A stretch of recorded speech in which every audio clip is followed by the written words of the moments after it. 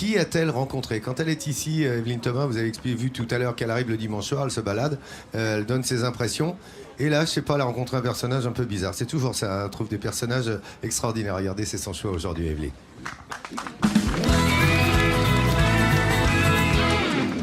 Oui, bah ici dans le Nord, on fait pas le choix de la dépression.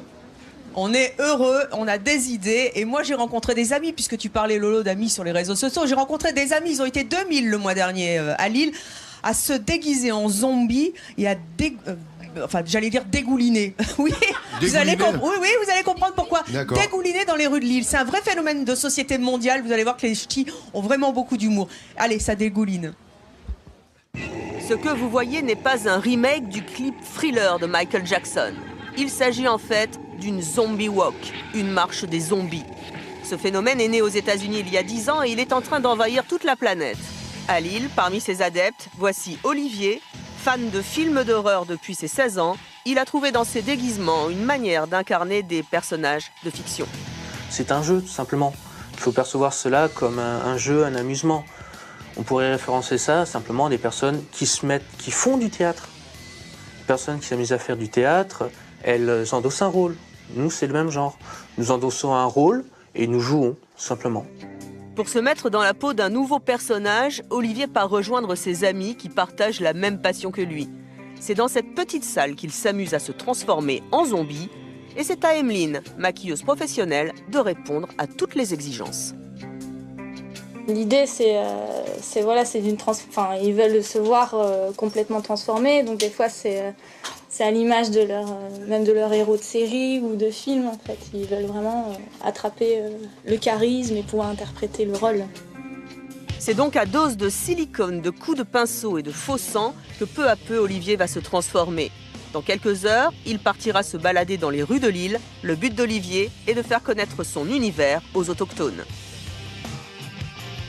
C'est pas tellement le but de faire peur aux gens, c'est plutôt de leur faire découvrir le zombie, leur faire découvrir cet aspect assez étrange qui petit à petit devient vraiment une sorte de culture. Parce que les zombies ont beaucoup de références, mais beaucoup de gens restent basés sur l'époque Halloween et compagnie, alors que le zombie ne se voit pas qu'uniquement à Halloween.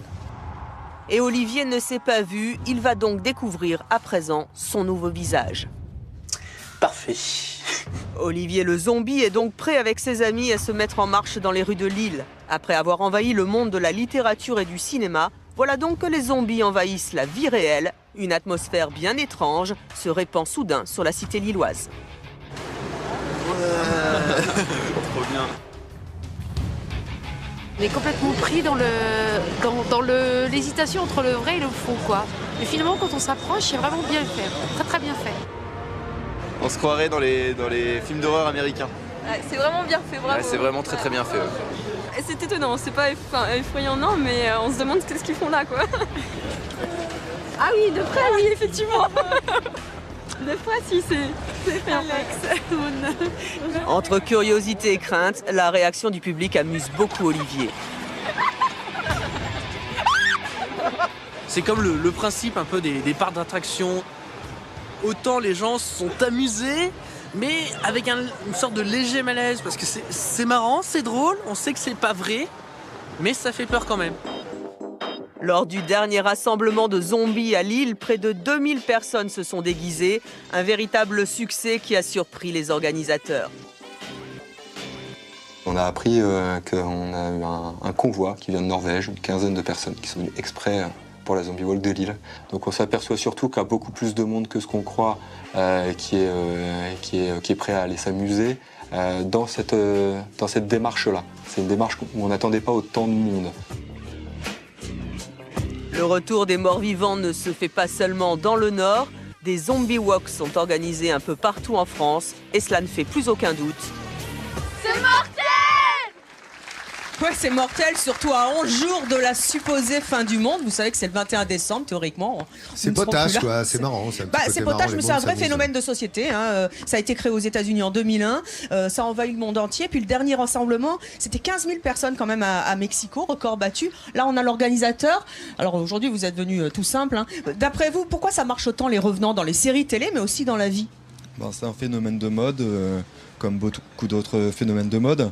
Mais la mode de quoi? Parce que là, quand je disais que ça dégouline, mais c'est des vrais effets spéciaux, hein. C'est comme au cinéma. Hein. C'est ça. Il y a certaines personnes qui font appel justement à de vrais maquilleurs pour les effets spéciaux.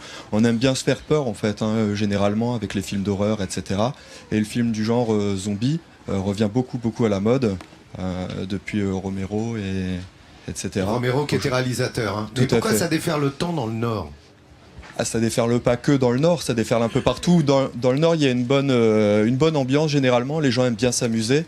Donc effectivement, quand on leur propose une animation de ce type-là, les gens viennent avec plaisir. Est-ce que vous pensez que justement avec cette fin du monde dont on parle tellement dans les médias aujourd'hui, est vrai ou pas, est-ce que vous pensez qu'ils vont sortir les zombies dans la rue ou est-ce que vous attendez l'année prochaine pour faire un rassemblement? Alors, nous, on attend l'année prochaine pour faire notre... Alors, faut surfer sur la mode. Mais effectivement, il va y avoir des rassemblements zombies et autres pour la fin du monde, lors par exemple d'apéros de la fin du monde, qui sont organisés un peu partout en France. Alors, maquillage sans modération, mais pas le reste. J'ai entendu des apéros fin du monde, c'est ça? Apéro fin du monde.